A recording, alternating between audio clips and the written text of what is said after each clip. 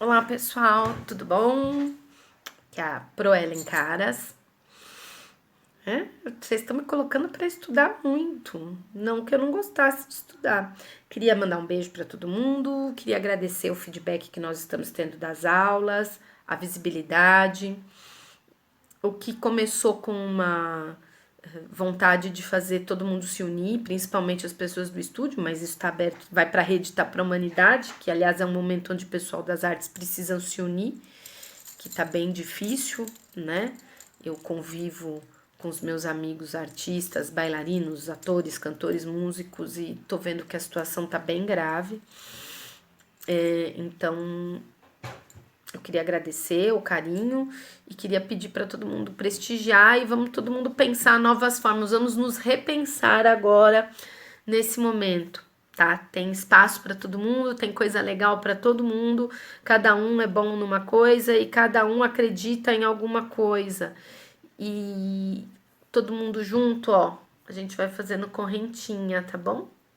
Correntinha do bem.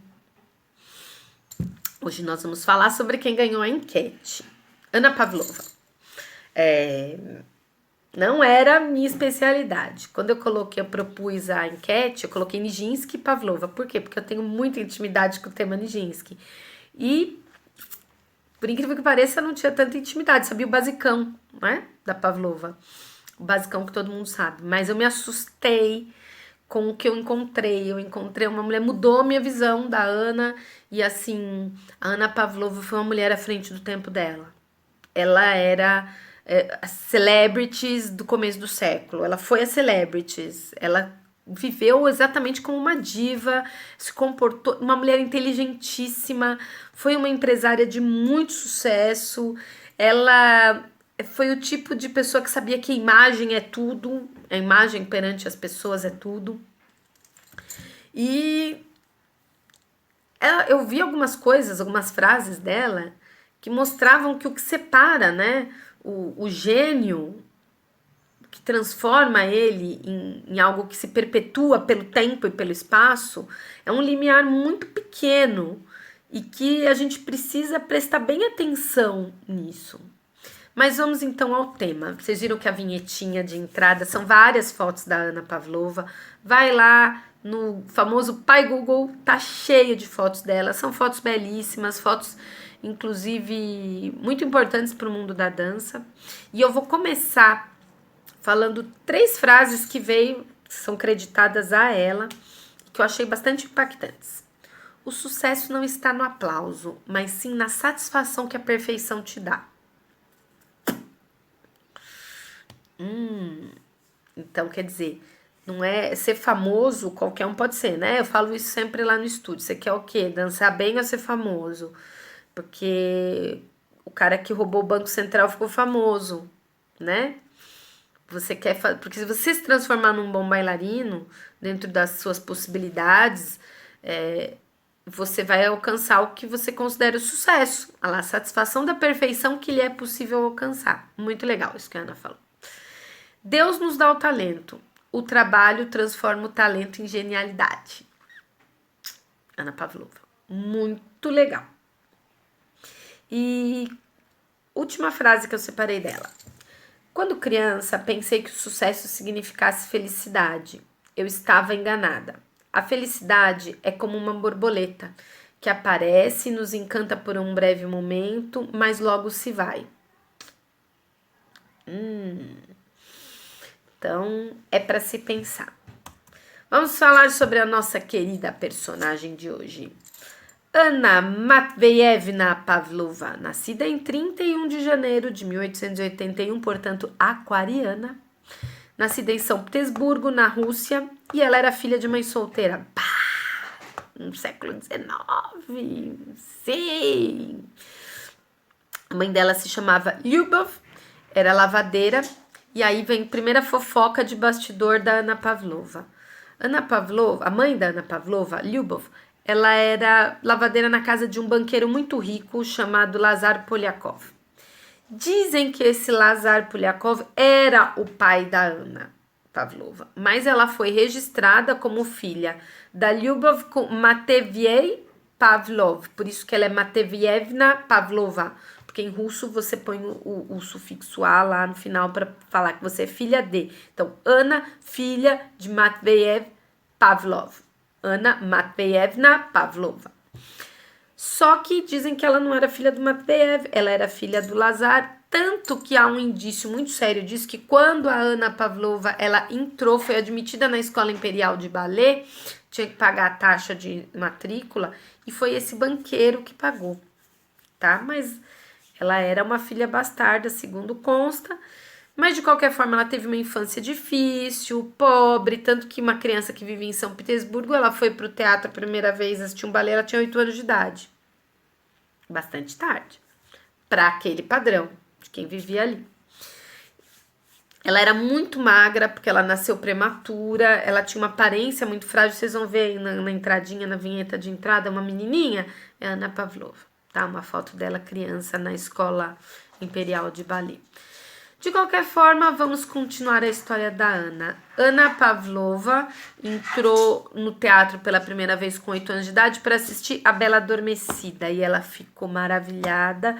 E foi ali que ela falou para a mãe dela: mãe, eu ainda vou ser a Aurora neste palco. E aconteceu, tá? De fato aconteceu. Ela foi a Aurora naquele palco. E a mãe dela falou: se é isso que você quer, vamos atrás do seu sonho. Quando ela tinha 8 anos também, ela foi levada para fazer a audição, mas ela não entrou porque ela foi considerada muito jovem e muito magra para entrar. Que chique, né? Magra.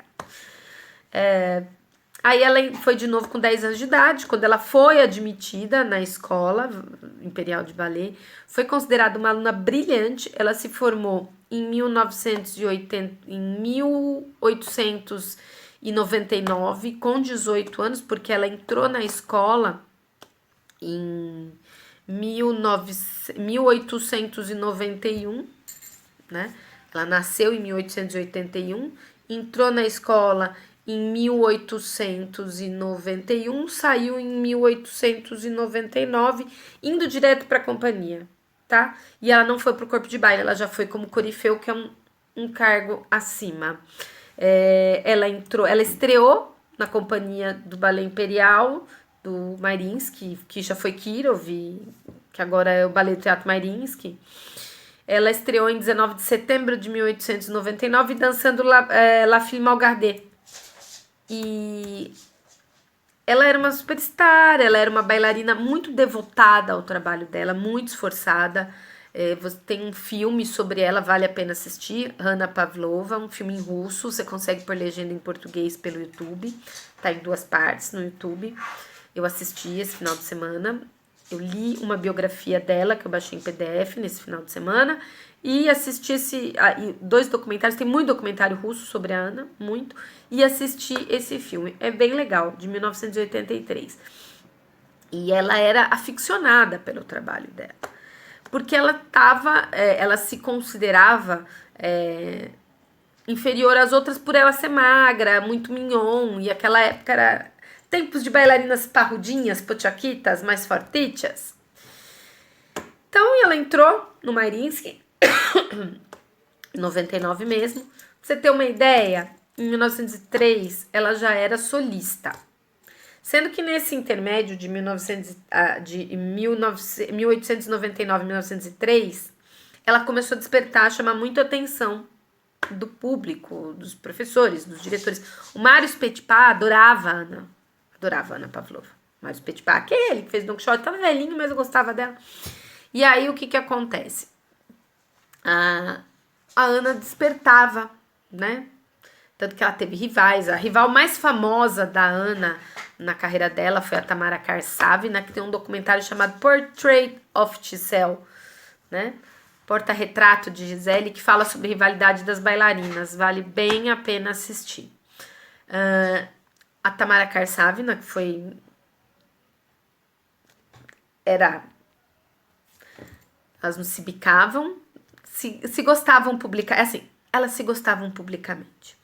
E lá dentro do Mariinsky tinha a Cheskinska, aquela que fez a Kitri quando estreou a versão do Alexander Gorsky, que a gente falou em Don Quixote. Então, essa senhorita, a Cheskinska, ela era a primeira bailarina, reinava lá no teatro, e em 1901 ela engravidou. A Ana ainda não era primeira bailarina, nem primeira solista ainda.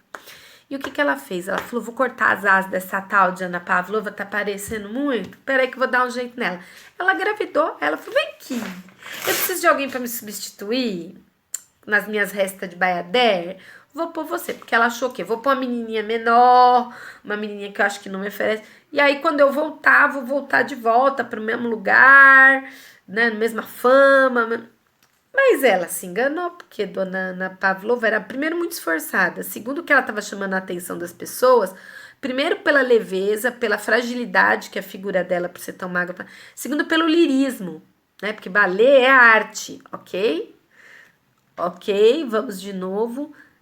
32 fouettés duplos mudando de direção não é arte, é ginástica. Arte é interpretação, ok? São coisas distintas, tá? Vide Dona Marcia Aidê, que foi pra mim Maria Callas da dança de verdade. Aquilo era arte.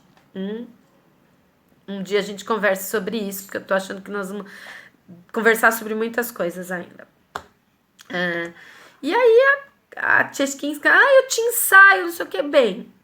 Quando ela estreou em La Bayadère, tombou, o público enlouqueceu, fez a fama e o tiro saiu pela culatra, né? Ela ficou mais famosa, tanto que em 1903 ela foi promovida a solista, isso foi em 1901, e em 1906 ela foi promovida a primeira bailarina, primeiro porque ela já estava muito em alta, porque em 1905 o Fokine criou para ela o mítico, o maravilhoso, o sensacional A Morte do Cisne. Sim, senhores, um solo com a música de Camille Saint-Saëns, com música extraída da obra O Carnaval dos Animais e que não tem nada a ver com o Lago do Cisne, ok? Ensinem para as mamães, para os papais, tá bom? Pra titia, pro tio, né? Aquele que fala, eu adoro balé, aquele do cisne que ele morre no Lago do Cisne. Então, não, obrigada, tá? Lago, Morte do Cisne. E o Fokine fala, tem várias narrativas onde ele fala que o encontro dele com a Pavlova para esse trabalho foi mítico, foi sensacional, foi quase uma improvisação. Enfim, a gente só sabe que em 1905 ela estreou e foi um assombro, ela ficou muito famosa com isso. E aí em 1906, ela, após uma resta de Gisele, onde ela ovacionou, chegou no auge, máximo. Ela se transformou em primeira bailarina absoluta do Mariinsky, tá? Mas Ana era celebrities, né? Ana Pavlova era uma celebrity e como toda celebrity, ela também criava histórias não tão reais sobre ela. Uma delas tem a ver com a morte do cisne. Quando perguntaram para ela por que ela estava desenvolvendo tão bem, que ela era o próprio cisne moribundo, os braços, os burrês, ela falou assim, eu nasci prematura, eu era uma criança muito frágil, muito doente, muito delicada. E a minha mãe, para me manter aquecida, me mantinha embaixo das asas de um cisne. Ok? Ela falava que a mãe dela embrulhava ela no cisne. Como ela era celebrity, todo mundo falava, tá bom, ok, não vamos discutir. Isso era uma das histórias. A outra história é que ela tinha burrês muito bons, né? Porque até porque a morte do cisne tem muito burrê. E a Ana tinha um colo de pé muito grande. Ela tinha um pé muito arqueado, muito arco, muito colo. E as sapatilhas daquela época não aguentavam ela. Então, desde a época da escola, ela começou a desenvolver traquitanagens dentro das pontas dela para que pudessem suportar o pé dela. Então, o que a gente hoje considera sapatilha de ponta é derivado daquele projeto da Pavlova no final do século XIX, começo do século XX. Ela colocou gesso, ela colocou couro, ela colocou haste de madeira, enfim, ela pintou e bordou com a sapatilha, tá? Ela fez o que quis. Até que hoje em dia nós temos, as nossas sapatilhas são baseadas no que a Pavlova fez lá atrás. Então, 1906 virou primeira bailarina. Linda, maravilhosa. Em 1908 ela já estava bombando. Sensacional. Sergei Diaghilev, que merece um capítulo só dele na parte de história da dança, porque a companhia, o Ballet Russo Sergei Diaghilev é uma história à parte. Aí o que acontece? Ele chega, ô Pavlova, vem aqui, minha filha, vem dançar pra minha companhia, pago bem. A fulana, eu vou, eu danço. Só que eu não vou ser bailarina da sua companhia. Eu sou a primeira bailarina convidada. Por quê? Porque bailarina eu sou do Teatro Imperial, que é mais status, é mais glamour. Eu não vou me juntar como bailarina de uma trupe modernosa, tá? Não vou. Definitivamente não, obrigado. Mas eu vou ser sua primeira bailarina convidada. E assim foi, porque ele tava pouco aí porque ela queria. Ele queria que ela dançasse lá para ter público, porque ele ganha dinheiro, porque ele era um empresário. E ela dançou com eles de 1908 a 1911. Inclusive a estreia dela foi em Paris, no Teatro do Châtelet, em 1908. Lá ela dançou com Nijinsky, no Ballet Russo Sergei Diaghilev. A última vez que ela dançou com o Nijinsky foi foi em janeiro de 1911 em Londres. Depois disso ela não dançou mais com o Nijinsky. Durante o tempo que ela dançou com o Ballet Russo, ela continuou dançando com o Ballet Imperial, tá? A última vez que ela dançou pro Ballet Imperial, no Mariinsky, foi em 24 de fevereiro de 1913. Por quê? Porque aí é uma guinada na carreira da Anna, que é quando a Anna se desvencilha das companhias e cria a própria companhia dela. Uma mulher à frente do tempo dela, uma mega empresária. Além de marqueteira dela mesma, o que aconteceu? Ela dançou, e durante esse período que ela dançou para eles, acontecia o seguinte: a Anna, ela era muito purista, ela era tradicionalista, ela queria ser, sabe, tratada como aquela mulher que vive pela dança, que seus esforços são só pela dança, a minha arte é meu sofrimento. Então ela tinha ela nunca teve uma vida pessoal dramática, nunca teve grandes acontecimentos na vida pessoal dela. E o que ela era uma pessoa que se tornou diva e muito temperamental. Então, um fato bem curioso durante esse período dela com o Ballet Russo. O Fokine começou a montar o Pássaro de Fogo com a música do Stravinsky, que quem me conhece sabe que é meu autor favorito, Stravinsky. Eu adoro Stravinsky. E aí o Fokine começou a montar para ela, pensando nela, o Pássaro de Fogo. Bem, Dona Ana chegou e falou assim: essa música do Diaghilev, muito moderna demais pra mim, não vou dançar. Não vou dançar, querido, não vou dançar, muito moderno demais, não quero. E assim fez, mandou passar o papel para outro e foi passado para Karsavina, que era a arquirrival dela, né? Mas ela não dançou. Ela gostava de lirismo, ela gostava, enfim. Ela já tinha encontrado um lugar confortável para ficar no mundo das artes e falou: não dá. Que susto, adivinha quem é? Vem aqui, ó. Não é a Anna Pavlova, mas é como se fosse. Aqui, ó. Olha lá, Mimi Ariel. Olha lá, fala. Eu sou praticamente a Ana Botafogo aqui, a Ana Botafogo da casa. Sou a estrela da companhia. Pronto. Mas ela se chamaria. Então, voltando aqui, a Pavlova, em 1913, parou e ela já estava engatilhando a companhia dela, que era a companhia da Anna Pavlova, e essa companhia durou por 11 anos, né? Trabalhou por 11 anos. Depois disso, ela ainda continuou turnês. A Anna morreu dançando, ela estava em épocas de turnê. Só que ela era muito esperta, né? Mulher esperta, montou a própria companhia dela. Aí o que acontece? Dona Ana, sobre a companhia dela, montou a companhia dela e estava sendo empresariada por Victor Dandré.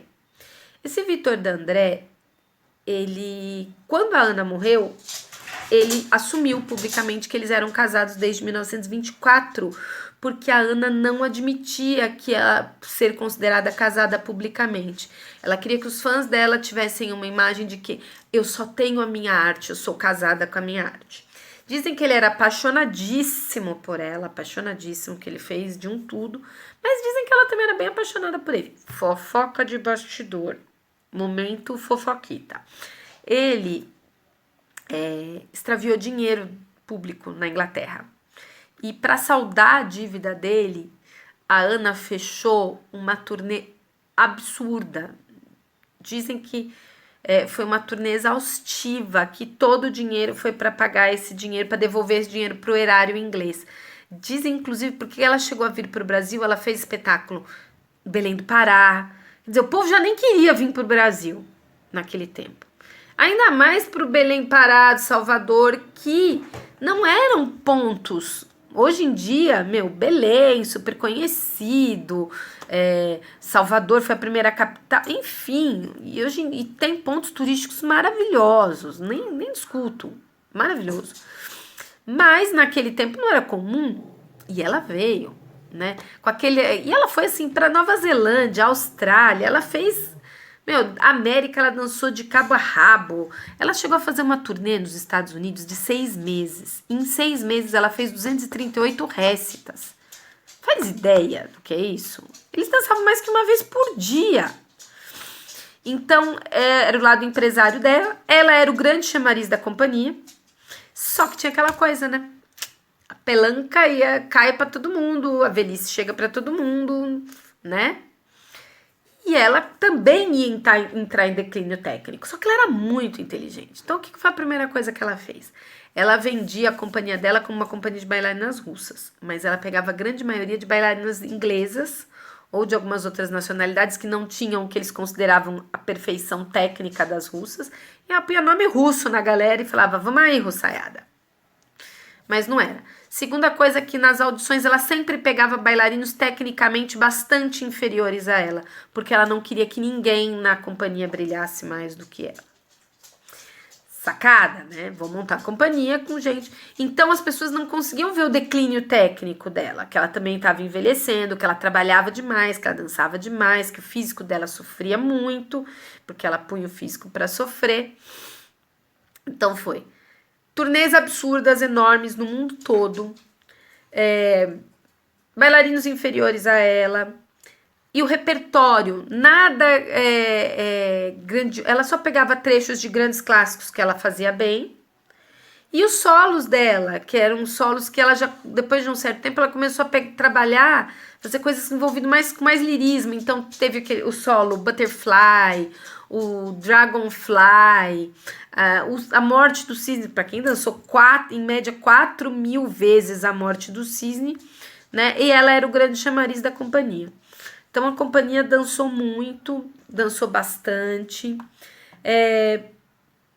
A Ana, ela em 1918, ela fez um orfanato em Paris para meninas após a guerra, órfãs russas, tá?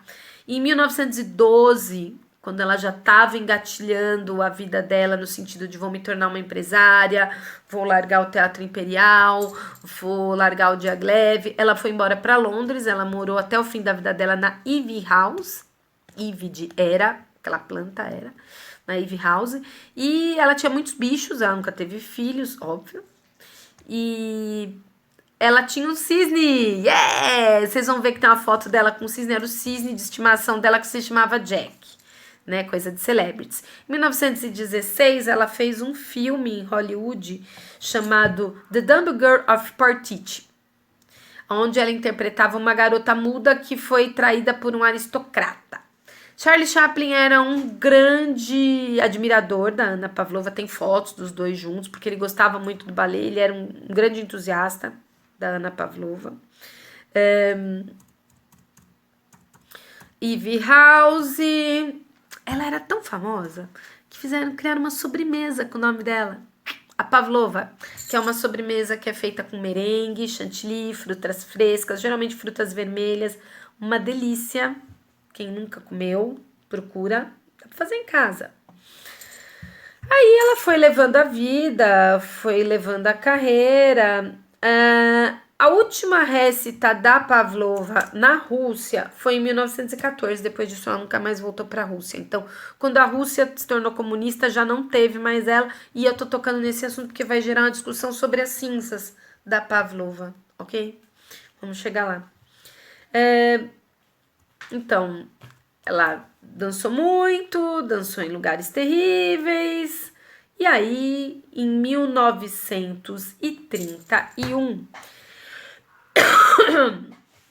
em Haia, ela estava, reza a lenda, de que eles estavam num trem, houve um acidente, ela quis descer do trem no frio, na neve, e para ver o que estava acontecendo, com uma roupa muito leve, e pegou uma pneumonia.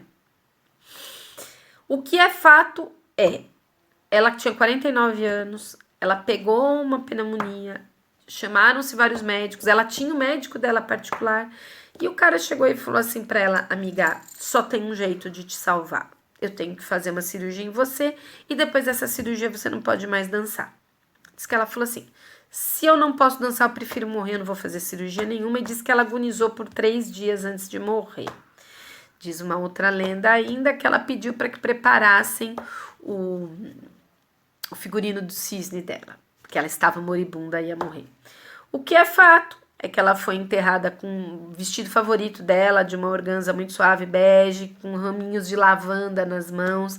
Ela foi cremada e eu esqueci o nome daquele potinho que ficam as cinzas dela, tá em Londres até hoje, e tinham colocado um par de sapatilhas de ponta junto, mas as sapatilhas foram roubadas. E o marido dela, que morreu só em 1944, teve as cinzas deles depositada também, a urna da cinza, no mesmo lugar embaixo do dela, porque ele era, a família, os amigos, enfim, todo mundo sabia que ele era apaixonado por ela.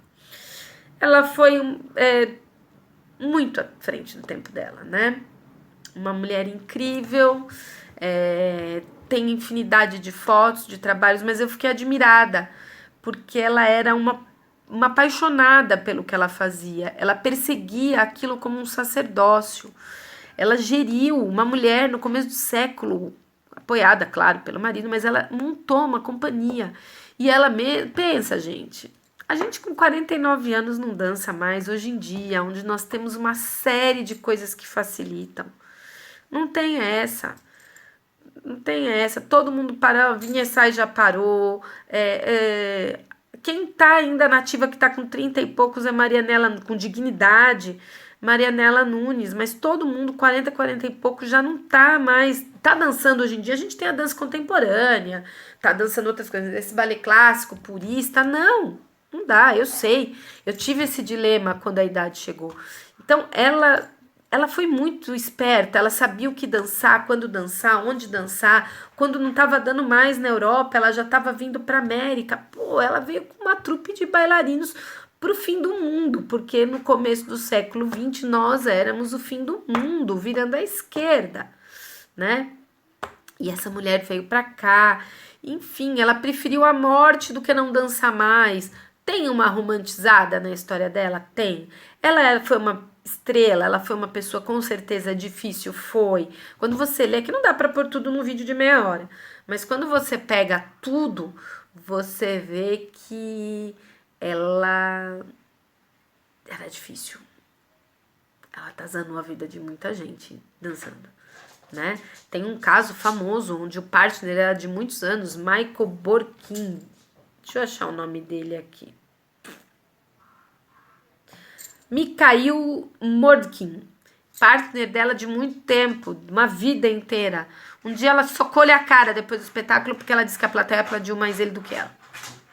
Ela era difícil, né? Mas eu acho que assim, ficou aqui, espero que vocês tenham aproveitado, entendido que ela foi realmente uma grande bailarina, ela mudou a história da dança e principalmente pelo tino e pelo empoderamento dela enquanto mulher, tá bom? Foi uma delícia. Vou colocar a enquete pro próximo. Se deixar, nós vamos ficar o resto da nossa vida fazendo isso, né? Se Deus quiser, trabalhando no estúdio, dentro em breve, mas estudando esses personagens todos. Um beijo. Logo mais teremos a segunda parte de História da Dança, tá? E como eu sei que vamos ter que ficar mais uns diazinhos parados, vamos colocar enquete para um novo personagem. E vamos fazer uma enquete para escolher um próximo balé pra gente esmiuçar, igual foi Don Quixote. Escreve pra gente, manda aí as opiniões de vocês. Beijo!